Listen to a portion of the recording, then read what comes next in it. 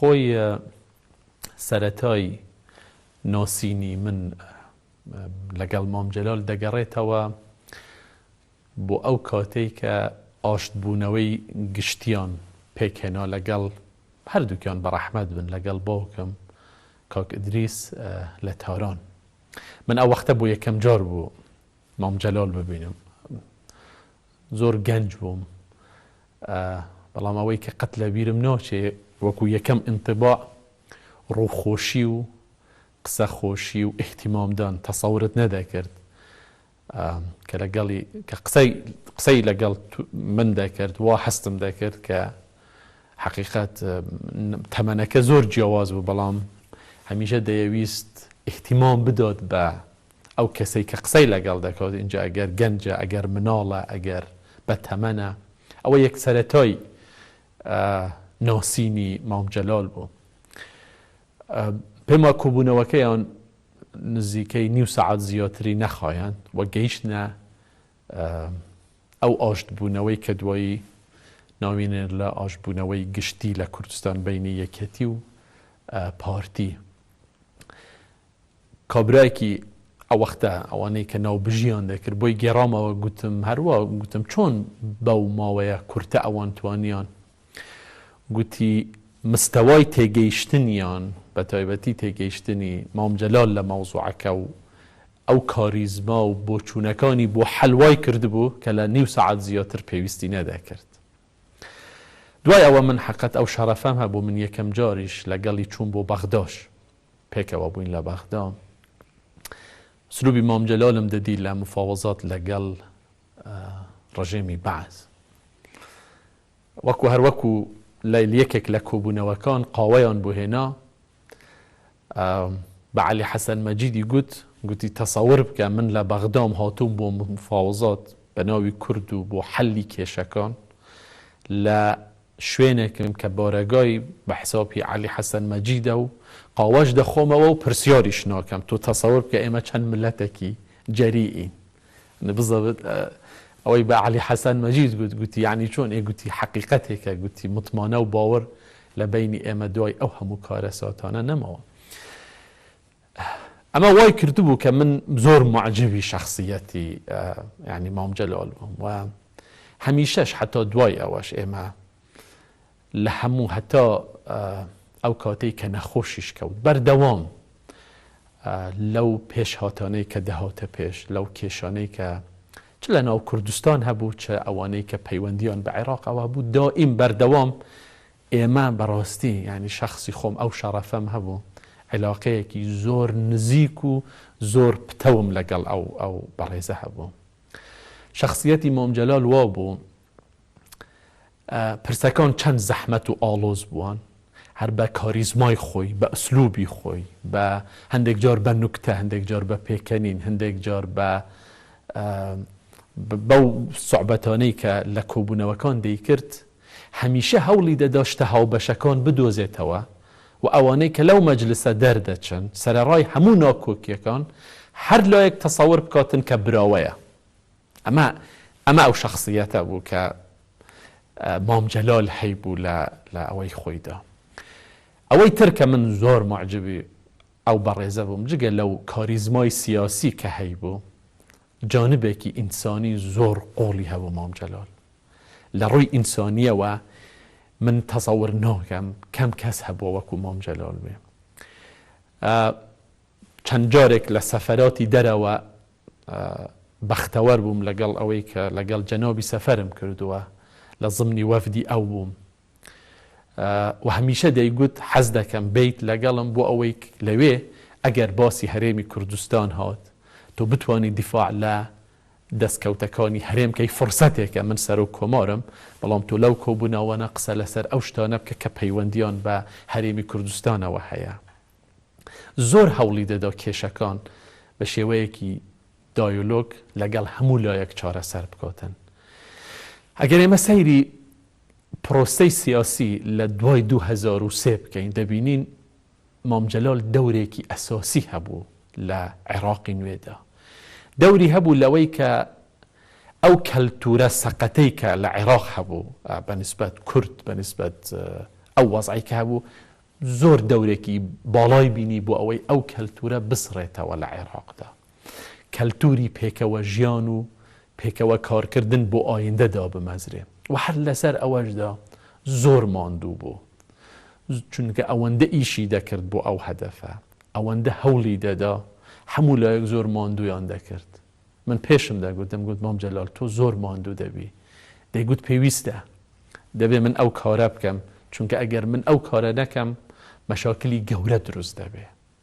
واگەر سەیری پرۆسەی سیاسیش بکەین لە عێراق و لە کوردستانیش دوای نەخۆشکەوتنەوەی مام جەلال پرۆسەکە هەمووی تێکچوو لە عێراقدا، نە تەوافقما، نە شەراکەتما، نە لە یەکتر تێگەیشتنما، هیچ شتێک نەما و ئیسپات بوو، چونکە عێراق ئەو دامەزراوەی پێویست نەیبوو، ئەشخاص دەوری مهمیان دەبینی. مام جەلال یەکێک لەوانە بوو دەورێکی سەرەکی بینی بۆ ئەوەی ئەو کەلتورە کە لە عێراقدا هەبوو بسڕێتەوە، بۆ ئەوەی کارێک بکاتن بۆ ئایندە هەموو لایەک لەو پرۆسەیەدا خۆیان بە براوە ببینن.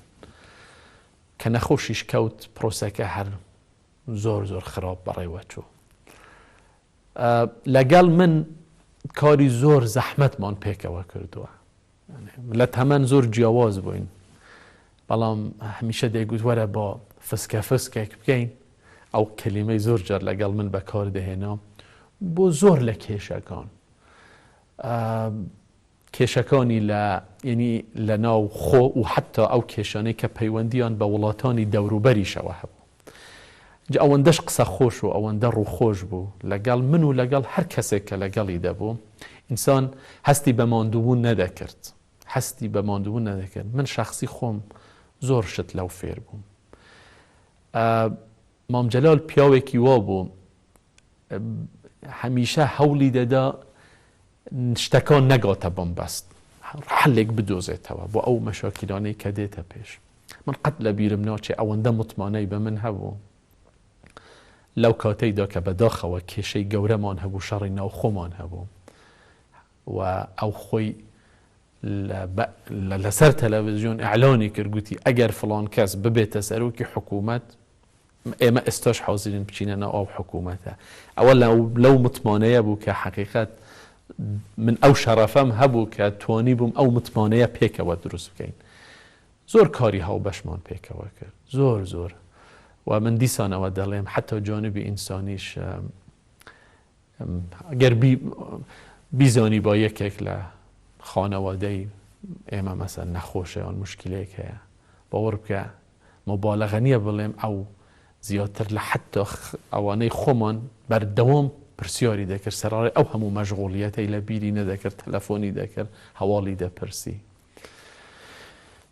یادی ئەو بەڕێزە هەمیشە بە زیندوی دەمینێتەوە لە زاکیرەی هەموو کوردێک، لە زاکیرەی هەموو ئازادی خوازێک، لە زاکیرەی هەموو ئەو کەسانەی کە لە پێناو دیموکراسیەت، لە پێناو حقوقی ئینسان، لە پێناو ئەوانە کار دەکەن، ئەو زاکیرەیە بەخۆشی دەمێنێتەوە. من وەکوم بە یەک میسالت بۆ دێنم، ئەوە هەمووی بۆ ئەوەی پیشان بدرێت کە ئەو پیاوە چەند گەورە بوو.